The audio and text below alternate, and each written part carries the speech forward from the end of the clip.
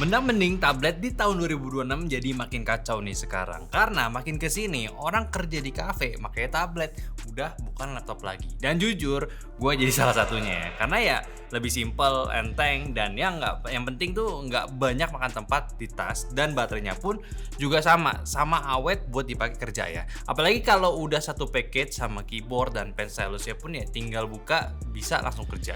Dan kayaknya Lenovo juga sadar banget soal ini ya, makanya mereka ngeluarin Lenovo Yoga Tab. Dan yang bikin makin serius buat dikonsider, harganya ini di 10 jutaan aja. Yang dirasa buat gue lumayan masih masuk akal, dan ini harusnya ngebikin laptop entry level sekarang mulai pada ke pressure deh. Tapi apakah emang lebih worth it beli tablet yoga ini ketimbang lo beli laptop? Mending lo tonton ini sampai habis biar kita breakdown satu-satu. Mulai dari yang paling kelihatan duluan, yaitu desainnya. Yang gue akuin looksnya emang ala Lenovo ya, yoga banget, klasik premium masih dapet, dan secara estetik dia lumayan eye catching tapi nggak lebay juga. Bodinya full metal, warna silver doff halus, dan ada bagian yang dibedain tone warnanya dikit yang sejajar sama bump kameranya. Sedikit detail kecil, cuma ini kembali ke selera masing-masing ya. Bump kamera belakangnya pun juga nggak dibuat terlalu mencolok, walaupun emang agak gede, tapi kesannya masih tetap low profile bagi gua. Dan komposisinya juga udah lurus simetris. Dan yang bikin makin enak dipegang, ketebalannya ini cuma di 6,2 mm aja, dan beratnya di 458 gram. Ringan banget, bahkan waktu gue coba pegang satu tangan pun gak berasa berat sebelah. Di paket penjualannya pun juga lo udah dapetin bonus Lenovo Tab Pen Pro sama case keyboard packnya di dalamnya. Yang case keyboardnya ini bisa lo pakai buat pen tabletnya aja ya, atau bisa juga lo pakai bareng keyboard ya, juga udah ada trackpadnya. Visi keyboardnya sendiri ya standar ya, nggak cetek dan nggak toki. Layout keyboardnya juga ya emang nggak begitu luas, tapi ya seenggaknya fitur navigasi trackpadnya udah kerasa mulus, dan yang penting udah bisa multi finger gesture juga. Makanya beda gitu vibesnya pas lo pakai mode landscape lengkap sama keyboardnya, berasa kayak pakai laptop yang ringkas. Apalagi Lenovo juga masih nyediain mode desktop yang mereka itu bisa bikin multitaskingnya lebih enak dipakai kerja. Split screen, floating window, buka beberapa aplikasi sekaligus, semuanya tuh udah lumayan proper buat ukuran tablet Android. Dan ini juga alasan gue kenapa migrasiin workflow ringan gue ke tablet aja, karena yang menurut gue ya dengan device seperti ini aja ya udah cukup. Di pen tabnya pun juga sama, ada gesture buat remote control gitu, kayak buat ngegeser slideshow, kontrol music video playback, sama jadi tombol remote untuk shutter buat kameranya. Pennya pun juga udah punya 8192 pressure level, yang artinya udah sangat presisi. Dan uniknya lagi di sini, lu bisa setting pennya biar punya ada feel touch tekstur kayak lagi nulis di kertas. Ya literally rasanya tuh kayak ngegores di kertas aja. Ada suara goresannya juga, dan bisa lu custom lagi feelnya biar bisa kayak nulis pakai ballpoint, stabilo, atau pensil. Gimmick-gimmick yang lumayan unik sih. Buat layar ya masih panel IPS. Yang gue kurang suka yaitu dari dimensi layarnya ya, masih gunain rasio 16:10. Jadi kesannya tuh ya lebar gitu layarnya. Mungkin bagi beberapa orang lebih suka seperti ini karena lebih berasa luas, tapi gue lebih suka kalau tablet itu di ukuran 3:2 rasio. Yang mana ini lebih nyaman di mata karena vision ke layar itu nggak begitu membentang ya.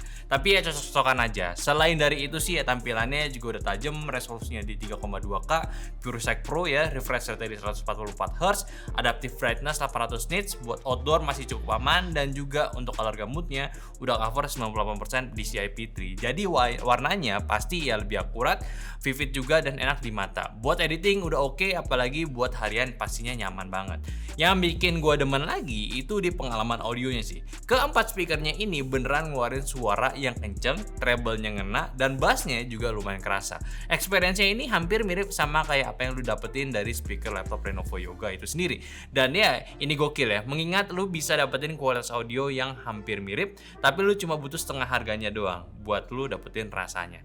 Lalu Yoga Tab ini pun juga udah pakai chipset Snapdragon 8 Gen 3, konfigurasi RAM dan ROM-nya itu di 1226GB, dan walaupun ini bukan yang terbaru, cuma memang ini bukan chipset yang lambat ya, tetap levelnya flagship. Dari tes yang didapat aja bisa dapat seperti ini ya, yang lu bisa lihat hasil benchmarknya sendiri di layar. Angkanya udah jelas banget ini kalau laptopnya itu, maksud gue tablet itu nggak lemot ya. Buka aplikasi cepat, multitasking minim reload, split screen juga masih nyaman bareng beberapa aplikasi sekaligus, dan honestly Snapdragon 8 Gen 3 di titik sekarang tuh ya udah masuk level chipset yang tinggal nikmatin aja sih. Oh iya juga gue lupa, baterainya pun punya kapasitas 8000 4860 mAh yang lumayan lah untuk seukuran tablet. Dan buat ngebuktiin performance gamingnya, gue juga udah ada nyoba beberapa gaming test juga. Tapi sebelum itu, gue mau kasih tau lu dulu sedikit anomali yang gue temuin ketika pakai ini tablet buat main game.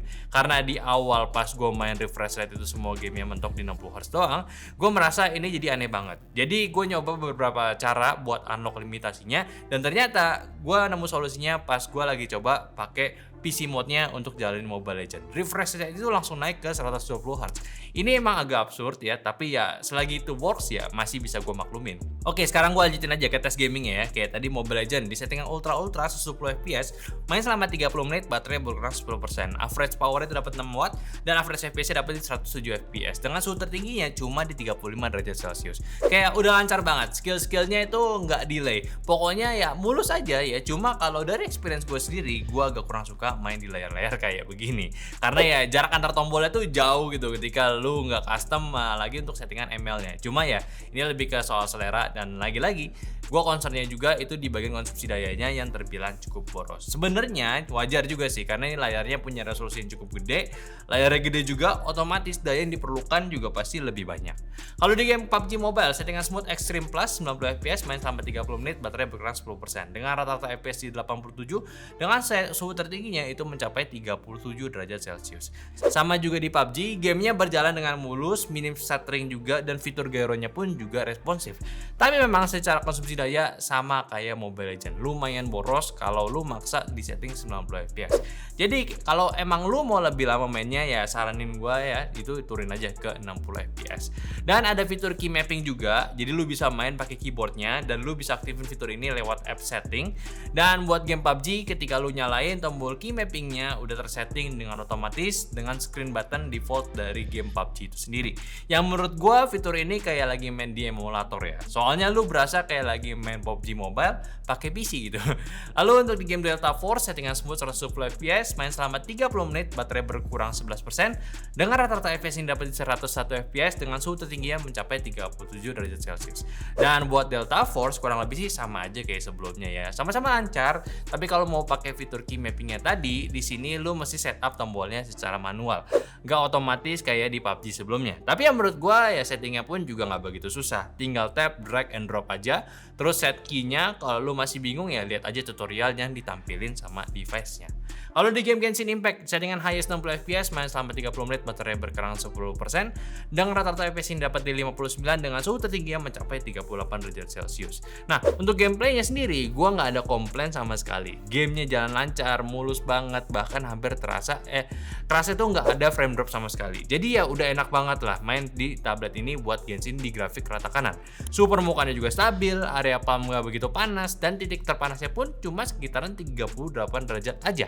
Nah, untuk di game WoW ya, settingan quality 60 fps, main selama 30 menit, baterai berkurang 18%, dengan rata-rata FPS dapat di 45, dengan suhu tinggi-tingginya itu bisa mencapai 46 derajat Celcius.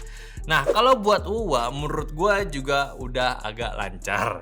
Cuma memang terkesannya ya pas lagi main tuh masih agak sedikit patah-patah gitu feel-nya. Apalagi pas ngeboost terbang ya, langsung deh tuh FPS-nya langsung nurun gitu. Tapi ya overall masih suka lah sama gameplaynya yang dikasih.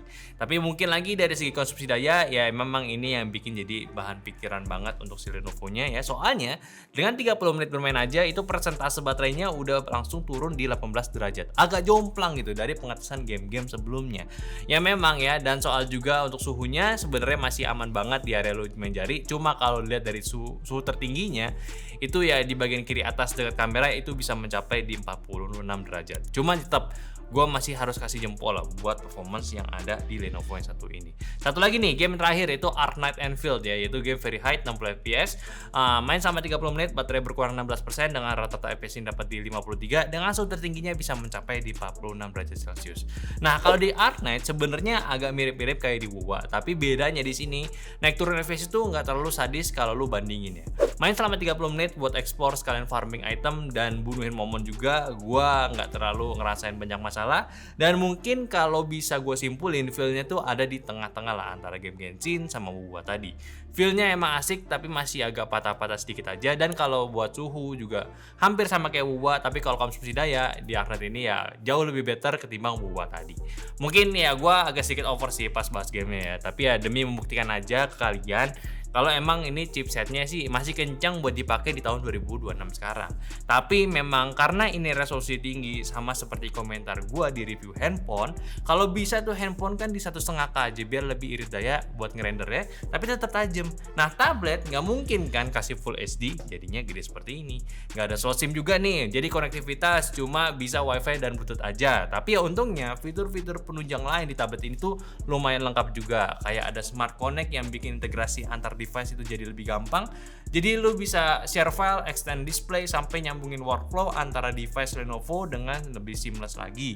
Terus ada juga Smart Capture yang bisa bantu lu ngambil objek tertentu dari sebuah gambar langsung ke Lenovo Notepad-nya. Jadi kayak fitur cutout gitulah, bisa manual atau otomatis pakai AI juga. Lumayan kepake kalau lu memang sering nyatet ataupun ngumpulin referensi gambar. Ada juga Sketch to Image yang bisa ngubah sketsa gambar lu itu jadi gambar yang lebih proper pakai AI.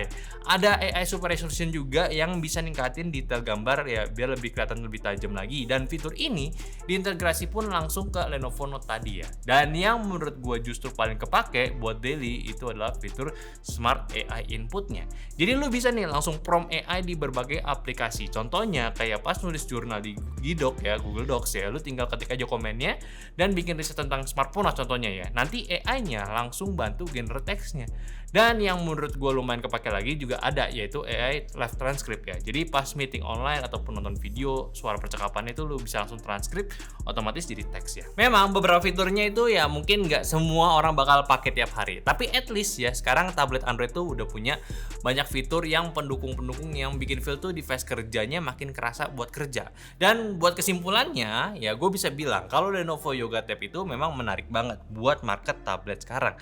Apalagi value yang dikasih juga menurut gue masih di lumayan oke lah ya. Di paket penjualannya tuh lu udah langsung dapet stylus sama keyboard case-nya yang honestly ini udah bikin hemat lumayan dibanding beberapa brand yang lain itu dijual secara terpisah. Walaupun ya tetap ada beberapa komprominya, kayak keyboardnya yang masih harus nempel langsung ke tabletnya. Terus juga dimensi layarnya gue pribadi masih lebih suka rasio 3:2 dibanding 16:10. Dan kalau buat gaming yang berat ya kelihatan kalau daya konsumsinya itu lumayan tinggi. Tapi di luar itu sih overall experience-nya masih enak. Ya, memang sesuai sama target lah sebenarnya. Ini tablet bukan untuk main game. Dan kalau ditanya apakah ini cocok buat dipakai kerja, jelas ya, semenjak ada CapCut Launch yang versi tablet pun dan juga ada integrasi transfer file mudah antara tablet ini ke HP dan juga laptop, gua rasa ini benar-benar bisa jadi pengganti laptop lu kalau lu merasa laptop itu ribet untuk dibawa dan to go things yang prepare ready setiap saat butuh ya. Ini bisa lu manfaatin. Ditambah Lenovo juga masih kasih beberapa benefit tambahan kayak bonus trial Adobe Express sama Lightroom Mobile selama 3 bulan buat lu yang suka edit dan juga desain ringan.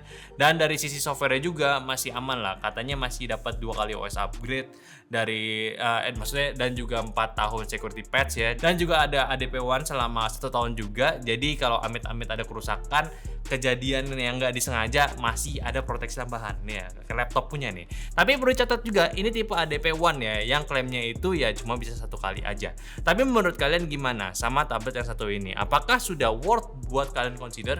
Ini sebenarnya lumayan banget ya, udah paket lengkap, ada ADP-nya ya, dimana tablet-tablet lain itu belum ada ADP. Ya seperti biasa, kita diskusin aja di semuanya di kolom komentar, apakah tablet ini worth buat kalian beli? Ya kira-kira ada yang pakai tablet juga nggak? Ya kalau ada, silakan aja kasih tahu semua di kolom komentar. Tapi kalau lo mau beli langsung aja cek YouTube shopping kita ataupun cek deskripsi kita karena kita udah pilihin link terbaik buat kalian. Dan ya udah mungkin itu aja, sampai jumpa di video nyantai selanjutnya. Bye.